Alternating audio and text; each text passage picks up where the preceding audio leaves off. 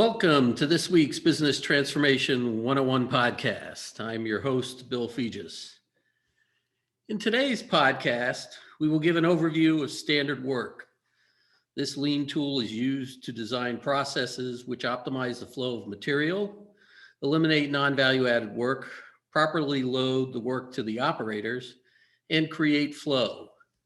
It provides a structured playbook that describes in detail the way a value stream, cell, or process should operate under different levels of demand.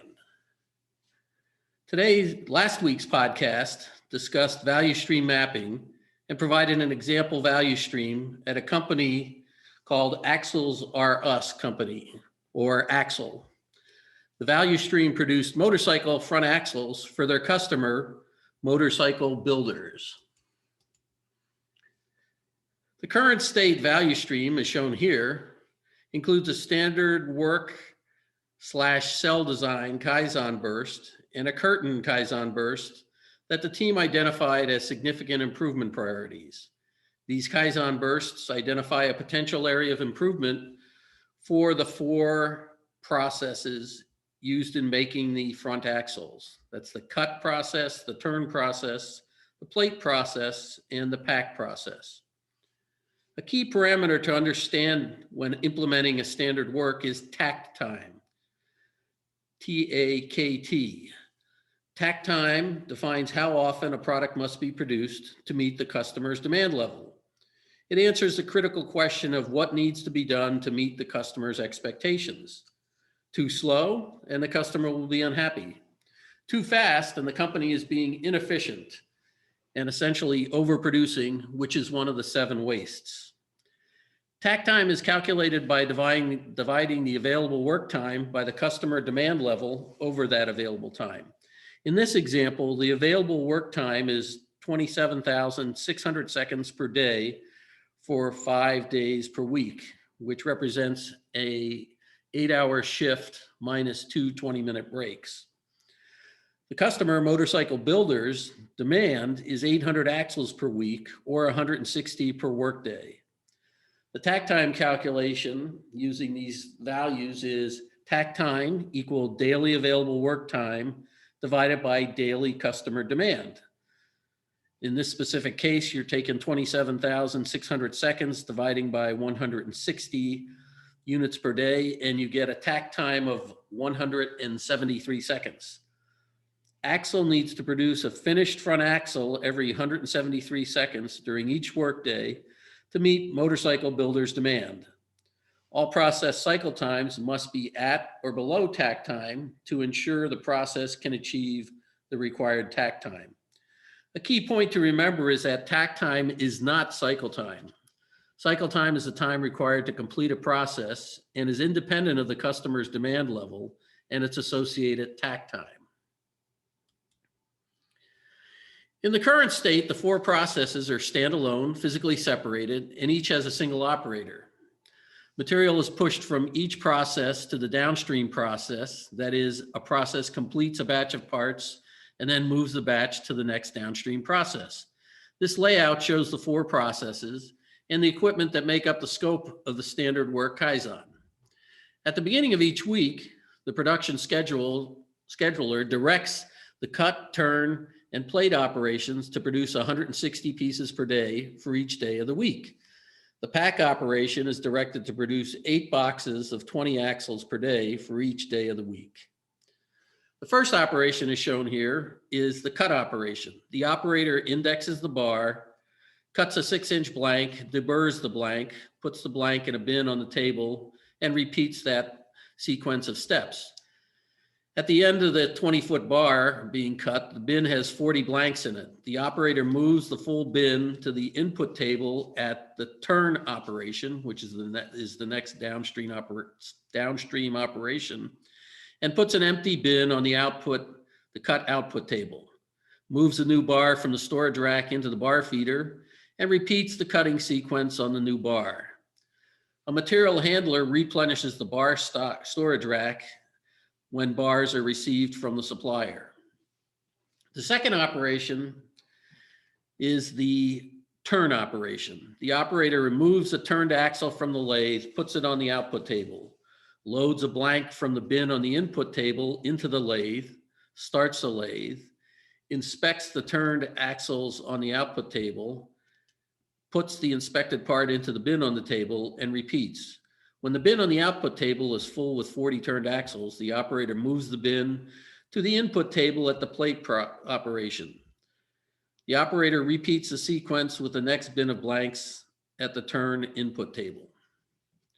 Note that the CNC lathe takes 140 seconds to turn a blank. The operator is free to do other operations during this time.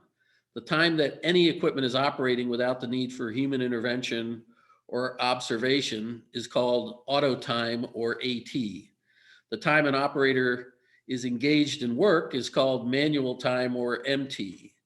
AT and MT are detailed on the standard work combination sheet, which is one of the standard forms in the standard work process. The next operation is plate. The axles spend 14 minutes in each of the 7 tanks. The operator transfers the 40 turned axles from the bin on the input table to the plating basket, places the basket into the first tank, and then every 14 minutes moves the basket to the next tank in the sequence. When the basket has spent 14 minutes in the last tank, the operator moves the basket from the last tank onto the output table, lets the basket rest for 2 minutes on the output table. They then transfer the 40 plated axles from the basket into a bin, move the bin to the pack input table, move the plating basket back to the plate input table, and repeat the sequence when the next bin of 40 arrives at the pack input table. The final operation is pack. The operator fabricates a shipping box, moves 20 finished axles from the bin on the input table to the shipping box, inspecting each as they move them.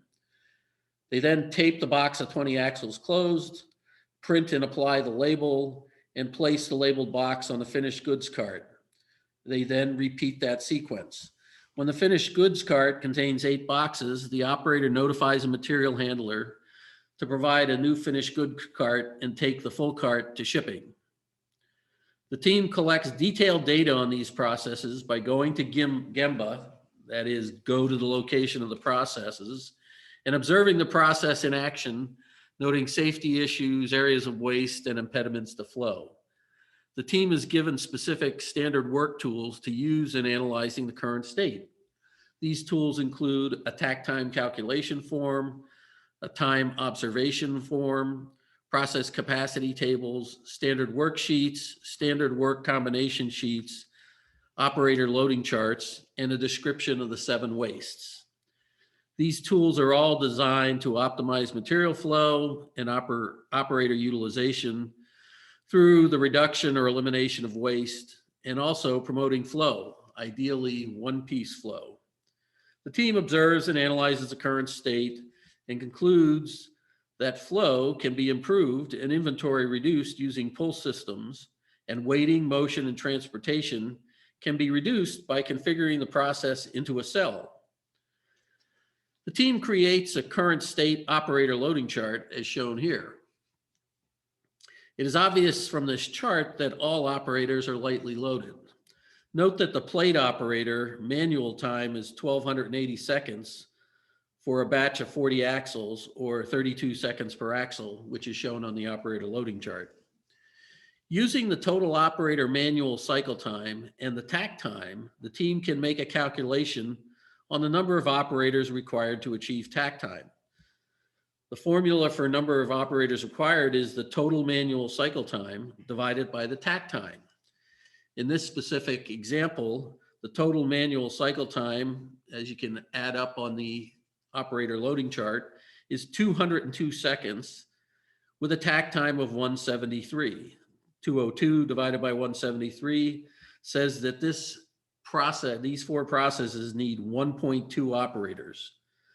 This calculation indicates that the process can easily be done with 2 operators, and this is consistent with the operator loading chart showing such lightly loaded operators. The team creates full-size cardboard cutouts of all the equipment in the 4 processes. They then mark off the available space for the processes, either in the parking lot or in a free space inside the facility. Using the cutouts, the team experiments with various layouts to minimize waste and create one-piece flow wherever possible. From the prior calculation, they know tact time can be achieved with less than 2 operators. When the calculation indicates a partial operator is needed, the team should attempt to load all operators to tact time and leave the remaining load to the partial operator. This gives the team a future improvement target of eliminating the need for the partial operator. After many iterations and discussion and using the tools provided in the standard work process, the team comes up with this final layout for a future state front axle cell. The cell utilizes 2 operators. The first operator handles the cut, turn, and pack operations, and the second operator handles the plating operation. The cut, turn, pack operator removes a turned axle from the lathe, places it on the single piece holder, indexes the bar in the cutoff saw, cuts a 6-inch blank, deburs the blank, loads the blank into the lathe, starts the lathe. They then inspect the turned axle that just came out of the lathe, put it in the plating basket, walks to the unloaded plating basket, removes and inspects a plated axle, puts the axle in a finished goods box, goes to the lathe and unloads the turned axle when completed, finally repeating the sequence. When a finished goods box is full with 20 axles, the operator tapes the box closed, prints and applies the label, places the labeled box in the finished goods supermarket, fabricates a new finished goods box, then goes to the lathe to repeat the sequence, starting with unloading the turned axle. A material handler replenishes the bar supermarket via a production Kanban card that is sent to the bar supplier. When a plate basket is full with 40 axles, the plate operator moves the basket into the first tank and puts an empty basket on the loading table. After 14 minutes, the plate operator moves the basket from the first tank to the second tank. The plate operator continues to move the basket sequentially through the tanks every 14 minutes. When the plate operator removes the basket from the last tank, they place it on the unloading table and start a 2-minute timer to ensure the parts cool before packing. The operator takes the empty basket from the prior batch and moves it to the next to the input table at the beginning of the plate process in preparation for the next batch. A material handler moves boxes of finished axles from the finished goods supermarket to shipping when a Kanban withdrawal card is received from the customer. The operator loading chart for the new front axle cell is shown here. The team has done an excellent job in loading the cut, turn, pack operator to tact time and leaving the remaining manual time to the plate operator. This provides the team with a clear improvement target for a future Kaizen event on this cell. In this case, it has another benefit. Plating lines are typically utilized to plate a wide range of parts. The front axle products are utilizing less than 10% of the capacity of the plating line on one shift. Given that the plate operator is only utilized for about 13% of the tact time for the front axle products, they could potentially support the plating of other products. Also note the cell design can accommodate other products by adding additional loading and unloading tables to the plate line to process products from outside the cell. There are numerous benefits provided by the new cell layout and implementation of standard work. The cell now utilizes one-piece flow and implements a curtain to accommodate the plating batch process in a one-piece flow environment. Productivity is doubled, going from 4 operators to 2 operators. Parts handling drops about 43%. Part travel distance is reduced 22%. Inventory is reduced 50%. Lead time through the process is cut in half. Production footprint is reduced by 10%. Safety and quality are both improved due to the reduced material handling in this cell process. Safety and quality are also improved due to standard work. that is, documented processes so parts are produced in the same way consistently, and the training of new operators is improved and consistent. The team can develop playbooks to maintain standard work with different levels of customer demand. And finally, it eliminates production control's weekly schedule process. In summary, standard work provides the team with a tool that provides effective analysis of the material and information flow of a process. The tool leads the team through a methodology that drives the elimination of waste and the development of flow, which improves safety, quality, delivery, and cost through the creation of a standard, robust, documented process. As noted in prior volumes, consistent business performance is achieved by the deployment of robust processes.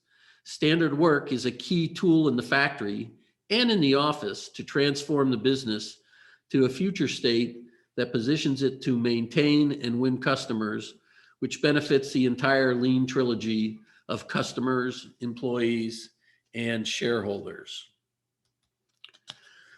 This slide provides some references that can be utilized to learn more about standard work and on lean. In the interest of continuous improvement, I invite feedback from our listeners. Please share your thoughts and ideas on these weekly podcasts, and feel free to suggest topics which you believe would provide useful information for you and our listeners. Thank you for listening to today's podcast, and please join us next week when Janice Fadden will discuss how to implement a transformation in customer service.